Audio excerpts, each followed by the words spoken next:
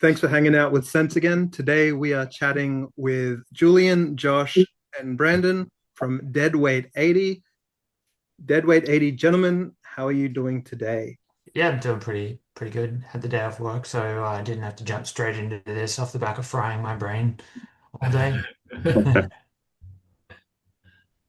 I'm going Yeah, good. I don't work Mondays, so I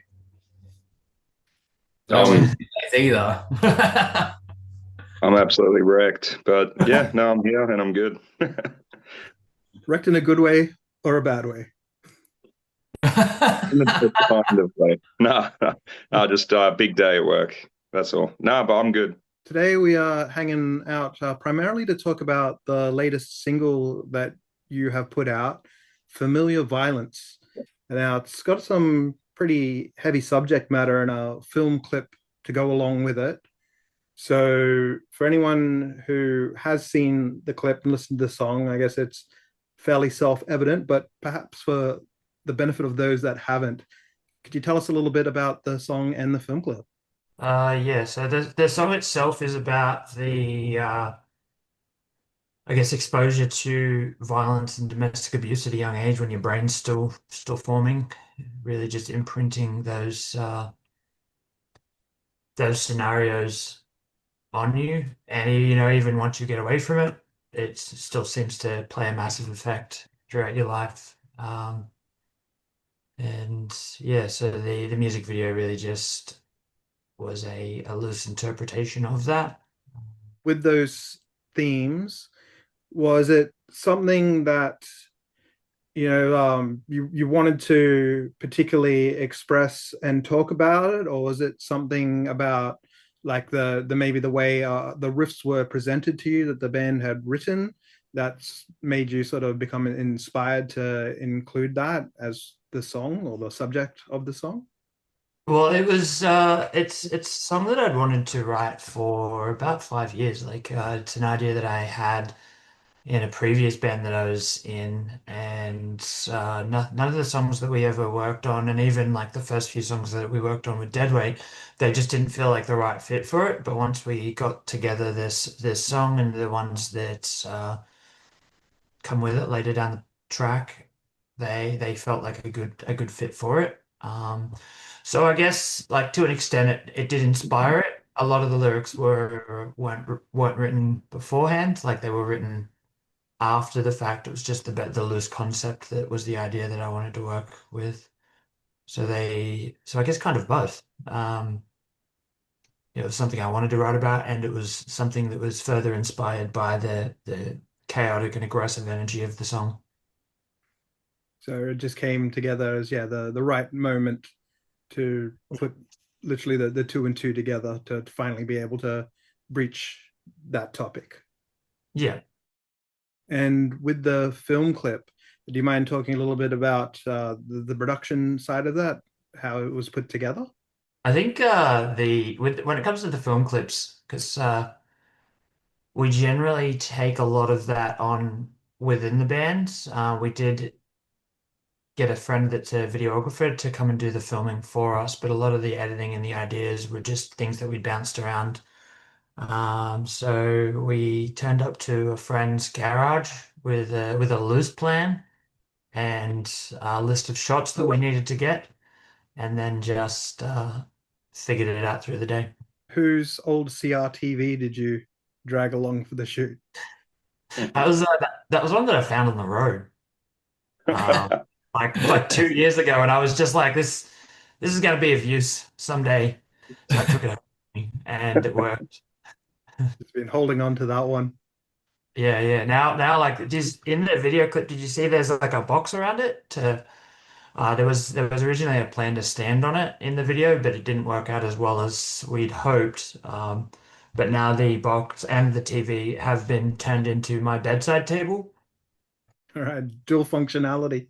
And Yeah. yeah, I didn't notice specifically the box. I'll have to a good excuse to go back for a rewatch. But was that an attempt to add some additional structural integrity to the TV that it Yep. didn't have on its own? Reese built that. He just banged it together one weekend. Yeah, complained the whole time. To be fair, it did take me like 2 months to give in the measurement, but Well, after a couple of years of holding onto that TV, yeah, you don't want to rush these things. no, we might look at smashing it in the next one. Hey, Brandon can smash it. hell yeah.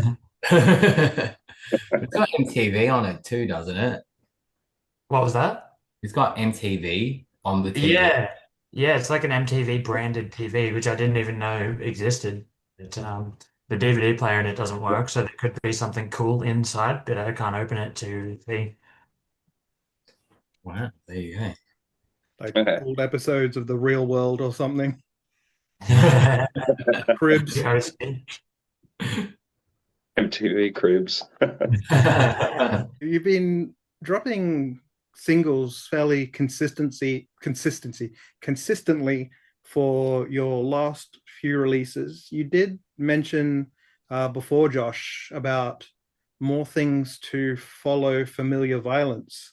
So yeah, what's coming in the way of Deadweight 80? With the singles, if you go back and look at like when we released Dead Flowers, we'd structured them all in a way where it was like Dead Flowers, Slip, and Disorient, and that's a similar sort of structure, but when we're not releasing it single by single. And that's following a structure of a heavy song, a chaotic song, and a bit more of a consumable song with some catchy bits. So there may be two extra songs coming. I'm not going to say when or how or the length of them. They could be, 10-second interludes, but there's some extra things to pair up with Familiar Violence. Because I did also see that you are performing a show in September at the Bergie Room or Bergie Room. I don't know how to pronounce that one. Yeah. And that is listed as a single launch. Yeah, it's a bit it's not very specific, is it? Like it could be for Familiar Violence, a bit delayed, or it could be for something that we haven't released yet. I guess I guess everyone will find out in the next couple of weeks. No, there is at least our song coming before then. But until then, you're just gonna leave us all in this state of ambiguity. Yeah, we're just gonna abuse Familiar Violence all we can.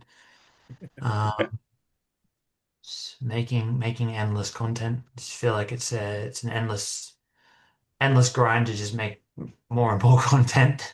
Or maybe you trashing that TV could even be a second film clip for the song. So we're getting some familiar violence towards the TV we've grown to know and love. Yeah, sounds like a fun time.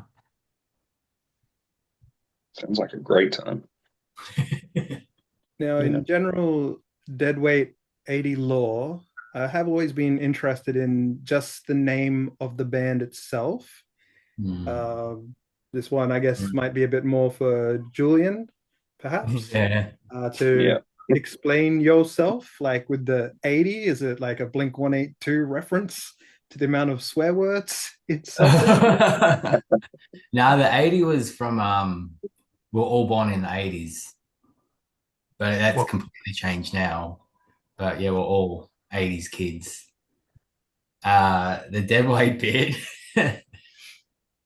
I've got I got this auntie, and she's one of those people that shouldn't have Facebook, and she was constantly commenting on everything, weird stuff, or inboxing us, and it was just never ending. And then she would go to my mum and say, "Oh, they're not talking to me." I'm like, this woman's a bit of a deadweight. So deadweight came from my annoying auntie. Might even say it's a tribute to. Yeah, that's what it is. Yeah. It's a tribute. It's definitely a tribute. But that is definitely one of the inherent risks, of having family on social media. I remember Uh, yeah, a while ago, a band of one of my favorite bands, Willhaven. I bought a hoodie of theirs, and it finally arrived, and so I was having like a fanboy moment, and I took a shot wearing my new hoodie and tagged the band, like how awesome it is. And then yeah, likewise, I've got an aunt on there going, "Oh, don't you look so handsome, Rashid?" Blah blah blah. I'm like, God Go damn it, I'm away. trying to look cool in front of the band. Yeah, she's one of those women who's got like 5 accounts. I guess she forgot the password for the other one. So you're just constantly getting friend requests as well. Do you know those people? Yeah, yeah. And then you're not sure whether they're scams or not. So Yeah, just end up yeah. leaving them in your request folder, 10 deep. Yeah. Then you get a call from your mum. Oh, she wants to know why you haven't accepted her friend request. Are you kidding me? Between you and your twin Reese, who took up guitar first? Uh, it was actually going to be Reese playing drums, and I was going to play guitar.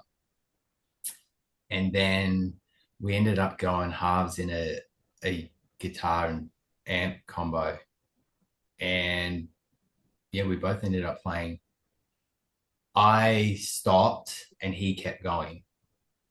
I went, done a few acoustic things, but he kept going down that path. And then he started the band with Mullane and Matt. This is funny. And then they invited me over to have a jam. So the other two guys thought I was still playing, and I wasn't. I had nothing. I didn't have a guitar or an amp or nothing. So I've gone there. I went straight to the music shop, got to try to get it on a payment plan. Couldn't do that. Spent money. I just bought a house, spent money I didn't have. Went to band practice, and they were like, yeah, that's all right. But I hadn't played in years. I don't know. This might be the first time they've heard this.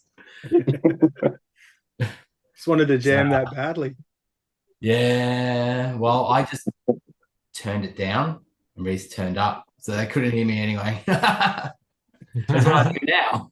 And when Reese sort of took over the guitar side of things, did you have any aspirations to do the flip as well and maybe look at drums? Or are you like, well, could barely afford a guitar, drum kits are way too much? Wasn't even planning on doing anything like this. I was sort of settled on the path I was going on, I guess. And Reese is like, oh, do you want to come have a jam? And I've just sort of stuck around. It's become, I'm glad I've done it. I'm glad I've done it. And it's become a part of my life rather than something I was asked to do. And I think it's worked out. Having a lot of fun. The kid does all right. But yeah, you guys are pretty busy. See, yeah, you're getting shows pretty regularly, traveling a lot. We were talking before the official interview kicked in about the last time I saw you guys here in Brisbane, which was for Monk and Pedal earlier in the year. And I think I reviewed that show as well. And I joked that I think I see you guys more often than I see a lot of the local bands here. Yeah, I think we went up there like 3 times last year, was it? And then once this year so far. At least three, yeah. Yeah, we've unfortunately had to turn down a few Brisbane shows this year because we're trying to put more money into making better music, and it's so expensive. It's either drive 20 hours each way to get there or spend almost 3 grand flying everyone up. Shows probably aren't going to pay that back either for the fuel and definitely not for the plane tickets. And as much as yeah, the experiences are always amazing, and we certainly love having you guys here. I think you're right that yeah, you need to focus the money that you can put towards the project where it's going to do best. And I know I personally want to see at least an EP, possibly even an album out of you guys. So yeah, just spend that money in the damn studio. We did have a point a couple of years ago where we were saying yes to everything in Melbourne, and we were just I don't know, it was too much. It was too people aren't going to come and see you every weekend anyway. So we thought the last couple of years we'll just do more outside of Victoria and less in Melbourne. So that's why we've been like we were in Adelaide and Brisbane in January. And then we were in Penrith and Adelaide again last month, this month, last month. So I think it's good for us to get out more and less in Melbourne, but it does cost a lot. You did bring up an interesting point there, and one that every band, especially in the early stages of performing, has to wrestle with. That you don't want to, as you said, spread your audience too thin, but at the same time you've got to build that audience. So trying to figure out when are the right times to play and put shows on can be very hard, especially when you're keen and enthusiastic and all you really want to do is jump on stage and rip out sweet riffs on your instrument. Well, I think most of the shows that we've done in Melbourne this year have been from offers from bands coming into Victoria, which sort of makes sense to us when it comes to the social media side of things. Those bands from other states are going to put up their shows in Victoria. They're going to mention us. It just sort of makes more sense. And Deadweight 80 might even build a reputation as a destination band. Yeah, someone's paying. Come to beautiful Melbourne, see Deadweight 80. Book them on your show. Yeah, sorry.